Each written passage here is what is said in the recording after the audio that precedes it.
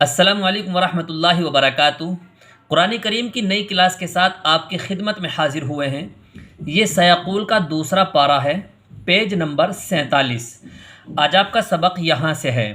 یہاں پر دیکھیے 11 نمبر لکھا ہوا ہے۔ آپ کے 11 رکوع یہاں پر مکمل ہو گئے تھے۔ آج آپ پڑھیں گے یہاں سے۔ بلا تاخیر شروع کرتے ہیں۔ اعوذ باللہ من الشیطان الرجیم، بسم اللہ الرحمن الرحیم، وَيَسْأَلُونَكَ عَنِ الْمَحِيضِ۔ یہاں پر دیکھیے یہ واو مدہ ہے۔ واو مدہ کہتے ہیں کہ واو ساکن سے پہلے حرف کے اوپر پیش ہو تو اس کو واو مدہ کہتے ہیں۔ واو مدہ کو ایک الف کے برابر کھینچ کر کے پڑھتے ہیں، یعنی جتنا کھڑا زبر کھینچ کے پڑھا جاتا ہے اتنا ہی لام واو پیش لو یعنی واو مدہ کو ہم کھینچ کے پڑھیں گے۔ وَيَسْأَلُونَكَ عَنِ الْمَحِيضِ، یہاں یا مدہ ہے۔ یا مدہ کو بھی ایک الف کے برابر کھینچ کے پڑھیں گے۔ یا مدہ کہتے ہیں کہ یا ساکن سے پہلے حرف کے نیچے زیر ہو تو اس کو یا مدہ کہتے ہیں۔ واو ساکن سے پہلے یا پھر یا ساکن سے پہلے اگر زبر ہوتا ہے تو پھر اس کو واو لین یا پھر یا لین کہتے ہیں۔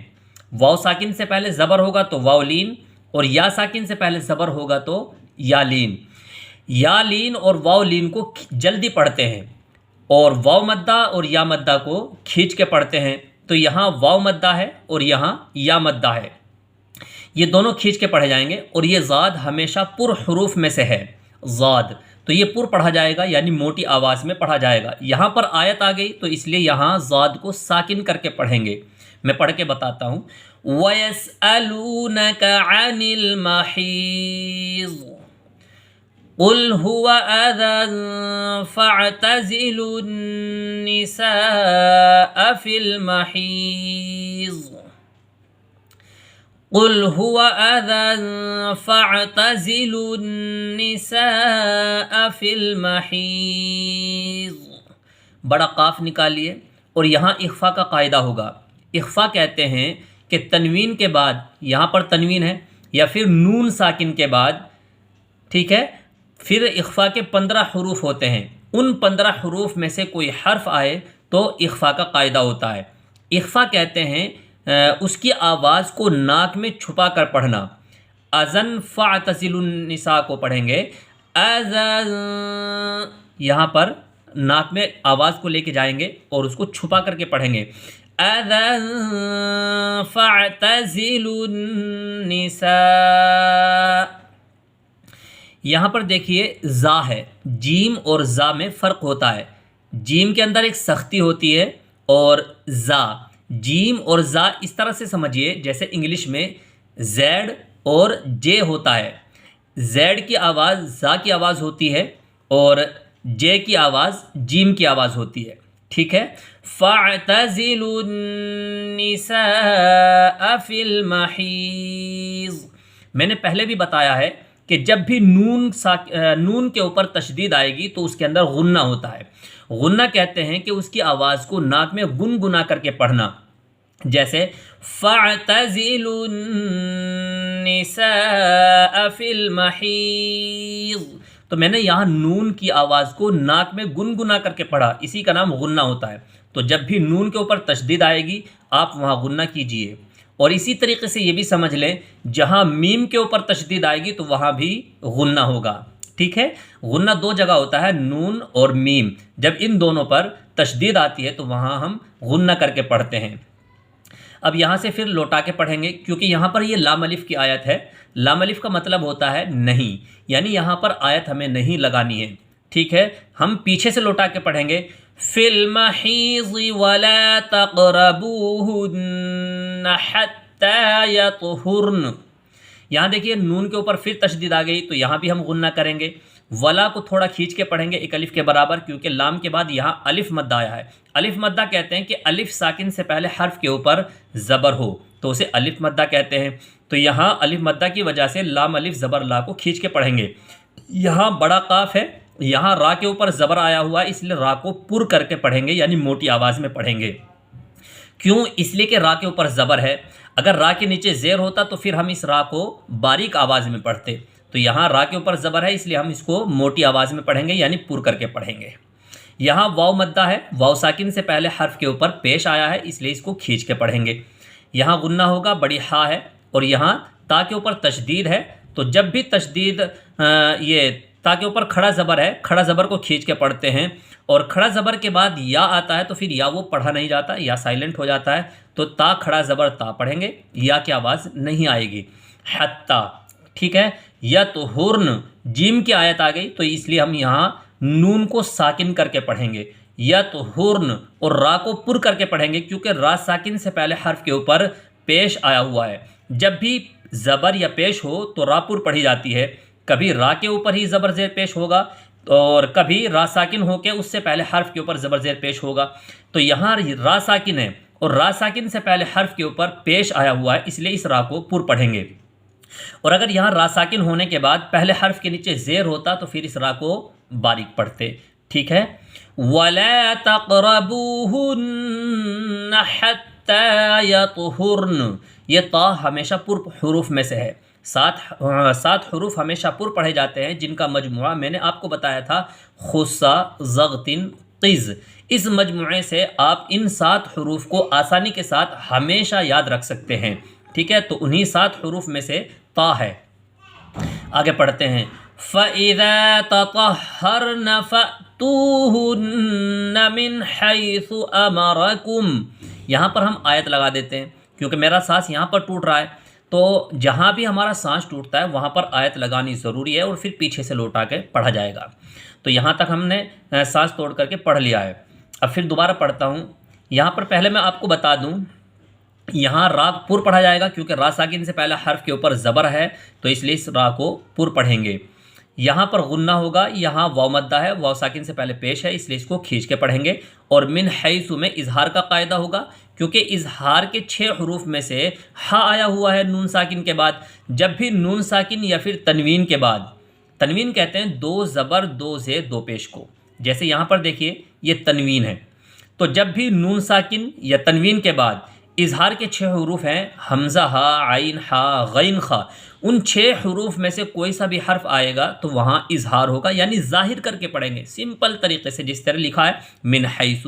اخفا جہاں ہوتا ہے وہاں آواز کو چھپا کر کے پڑھتے ہیں، تو یہاں آواز کو ہم چھپا کے نہیں پڑھیں گے بلکہ ایک ظاہر طریقے سے پڑھیں گے من حیث، ٹھیک ہے۔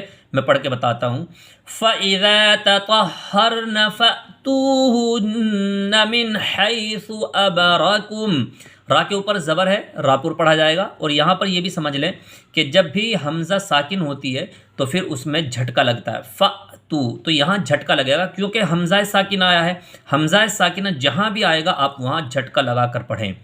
فَإِذَا تَطَهَّرْنَ فَأْتُوهُنَّ مِنْ حَيْثُ أَمَرَكُمْ، اب یہاں پیچھے سے لوٹا کے ہم پڑھیں گے، یہاں سے پڑھ لیں گے من حیث امرکم۔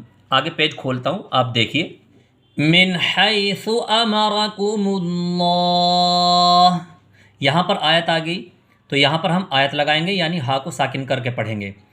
ان اللہ یحب التوابین ویحب المتطہرین، یہاں غنہ ہوگا، یہاں اللہ کلام پر پڑھا جائے گا کیونکہ اللہ کلام سے پہلے حرف کے اوپر زبر ہے، اور یہاں واو الف زبر وا، الف مدہ ہے اس لیے اس کو کھینچ کے پڑھیں گے، یا مدہ ہے، یا ساکن سے پہلے زیر ہے اس لیے یا مدہ کو کھینچ کے پڑھیں گے۔ یہاں تا اور تا دونوں کی آواز میں فرق ہے، یہ تا باریک ہوتا ہے اور یہ تا پر پڑھا جاتا ہے، یہاں یا مدہ ہے اس لیے اس کو بھی کھینچ کے پڑھیں گے۔ ان اللہ یحب التوابین ویحب المتطہرین۔ ان تمام قواعد کو ہم نورانی قاعدے کی کلاس میں آپ کو سکھاتے ہیں، آپ ہماری نورانی قاعدے کی کلاس ضرور لیا کریں تاکہ آپ کو تمام قواعد یاد ہو جائیں۔ جب آپ کو یہ سارے قواعد یاد ہو جائیں گے تو آپ کے حروف کی ادائیگی، مخارج، یہ سب کچھ صحیح ہو جائے گا، اور پھر آپ ایک قرآن کریم کو بہت اچھی آواز میں اور حروف کی صحیح ادائیگی کے ساتھ پڑھنے والے ہو جائیں گے۔ اگر سارے قواعد میں آپ کو قرآن میں ہی بتاتا جاؤں تو ویڈیو بہت لمبی ہو جائے گی، اس لیے آپ سے گزارش ہے کہ ہم نے ایک نورانی قاعدے کی کلاس بنائی ہوئی ہے، اس میں بھی آپ شرکت کریں اور اس کو سیکھیں اور تمام قواعد کو یاد کریں، پھر اس کی روشنی میں آپ قرآن کریم کو پڑھیں۔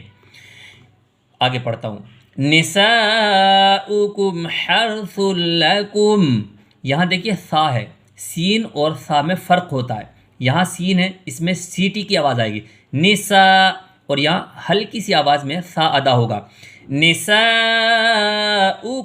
حرث لکم فأتو، حمزہ ساکنہ میں جھٹکا لگتا ہے، تو یہاں یہ حمزہ ہے، یعنی حمزہ اس کو کہتے ہیں جب بھی الف کے اوپر کوئی بھی حرکت آ جاتی ہے تو اس کو الف نہیں پڑھتے، پھر وہ الف سے وہ حمزہ میں کنورٹ ہو جاتا ہے، تو یہاں حمزہ پڑھیں گے، اور حمزہ ساکنہ جب بھی آئے گا تو اس کے اندر جھٹکا لگتا ہے، فَأْتُو، واو مدہ ہے، فَأْتُو حَرْثٌ لَكُمْ أَنَّا شِئْتُمْ، دیکھو یہاں بھی حمزہ ساکن آ گیا، تو حمزہ ساکنہ جہاں بھی آئے گا آپ وہاں جھٹکا لگائیں، یہاں را ساکن سے پہلے حرف کے اوپر زبر ہے تو را کو پر پڑھیں گے، فَأْتُوا حَرْثَكُمْ أَنَّا شِئْتُمْ، بس میری کوشش یہی ہے کہ آپ کا قرآن کریم بالکل صحیح ہو جائے، ایک ایک حرف آپ کا صحیح ادا ہو، وَقَدِّمُوا لِأَنفُسِكُمْ وَاتَّقُوا اللَّهَ وَاعْلَمُوا أَنَّكُمْ مُلَاقُوهُ وَبَشِّرِ الْمُؤْمِنِينَ وَلَا تَجْعَلُوا اللَّهَ عُرْضَةً لِأَيْمَانِكُمْ أَن تَبَرُّوا وَتَتَّقُوا وَلَا تَجْعَلُوا اللَّهَ عُرْضَةً لِأَيْمَانِكُمْ أَن تَبَرُّوا وَتَتَّقُوا وَتُصْلِحُوا بَيْنَ النَّاسِ وَاللَّهُ سَمِيعٌ عَلِيمٌ لا يؤاخذكم الله باللغو في أيمانكم، جب بھی واو کے اوپر حمزہ آتا ہے تو پھر واو سائلنٹ ہو جاتا ہے اور اوپر والا حمزہ پڑھا جاتا ہے، لا يؤاخذكم الله باللغو في أيمانكم ولكن يؤاخذكم بما كسبت قلوبكم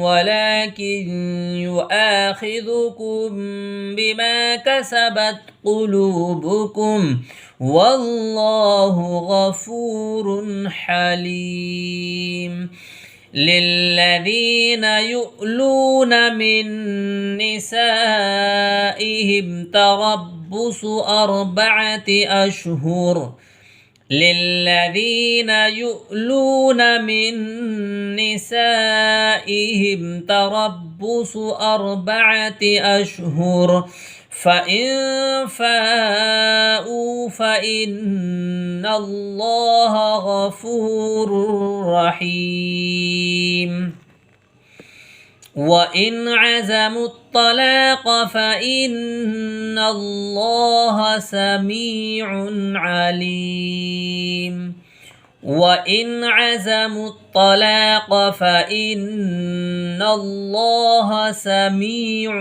عليم والمطلقات يتربصن بأنفسهن 3 قروء والمطلقات يتربصن بأنفسهن 3 قروء ولا يحل لهن أن يكتمن ما خلق الله ولا يحل لهن أن يكتمن ما خلق الله في أرحامهن إن كن ما خلق الله في أرحامهن إن كن، یہاں سے لوٹا کے پڑھیں گے، آگے پیج دیکھیے، إن كن يؤمن بالله واليوم الآخر، یہاں کون سا واو ہے، واو لین یا پھر واو مدہ، آپ کمنٹ کر کے ہمیں ضرور بتائیں، یہاں واو ساکن ہے اور واو ساکن سے پہلے حرف کے اوپر زبر آیا ہوا ہے، تو اس کو واولین کہیں گے یا پھر واو مدہ۔ والیوم الآخر وبعولتهن احق بردهن في ذلك ان ارادوا اصلاحا وبعولتهن احق بردهن في ذلك ان ارادوا اصلاحا وَلَهُنَّ مِثْلُ الَّذِي عَلَيْهِنَّ بِالْمَعْرُوفِ وَلَهُنَّ مِثْلُ الَّذِي عَلَيْهِنَّ بِالْمَعْرُوفِ وَلِلرِّجَالِ عَلَيْهِنَّ دَرَجَةٌ وَلِلرِّجَالِ عَلَيْهِنَّ دَرَجَةٌ۔ یہاں تا کی آیت آ گئی تو تا کو یہاں یہ گول تا ہے، گول تا کو ہا سے بدل کے پڑھیں گے اور جیم کو پھر ہا میں ملا کے پڑھیں گے کیونکہ آیت لگانی ہے۔ درجہ واللہ عزیز حکیم۔ یہاں پر یہ یاد رکھیں جب بھی گول تا آئے گی تو گول تا کو ہا سے بدل کے پڑھیں گے، لیکن اگر لمبی تا آتی ہے جیسے با بنتا ہے اس طرح کا وہ جو تا ہوتا ہے الف با تا، تیسرے نمبر کا جو حرف ہے تا، اگر وہ والی تا آتی ہے یہاں پر تو پھر وہ تا ہی پڑھی جاتی ہے، صرف گول تا کو ہا سے بدلتے ہیں، یہ یاد رکھیے۔ واللہ عزیز حکیم۔ آپ کا رکوع مکمل ہو گیا، یہاں آپ کے 12 رکوع مکمل ہو گئے، ٹھیک ہے۔ اسی طریقے سے میں آپ کو بتا دیتا ہوں کہ قرآن کریم کو صحیح پڑھنے کے لیے جو ہم قواعد آپ کو سکھا رہے ہیں، اگر ان قواعد میں آپ کو کچھ ڈاؤٹ لگ رہا ہے یعنی سمجھ میں نہیں آ رہا ہے یا آپ کا کوئی سوال ہے تو آپ ہمیں کمنٹ کر کے بتا سکتے ہیں اور ہم اس کا انشاءاللہ تسلی بخش آپ کو جواب دیں گے، آپ کو سمجھائیں گے اور آپ کو سکھائیں گے۔ تو آپ ہم سے سوال بھی کر سکتے ہیں، پوچھ سکتے ہیں کہ کوئی قاعدہ آپ کو سمجھ میں نہیں آ رہا ہے یا کوئی حرف ایسا ہے کہ آپ کچھ اور سمجھتے تھے لیکن ہم کسی اور طریقے سے آپ کو سمجھا رہے ہیں، تو آپ اس کنفیوژن کو دور کریں۔ میرا مقصد صرف یہ ہے کہ آپ کا قرآن بالکل صحیح ہو۔ اللہ تعالیٰ سے دعا کرتا ہوں کہ اللہ تعالیٰ پوری امت مسلمہ کو قرآن کریم صحیح حرف کی ادائیگی کے ساتھ، مخارج کی صحیح ادائیگی کے ساتھ پڑھنے کی توفیق عطا فرمائے۔ السلام علیکم ورحمۃ اللہ وبرکاتہ۔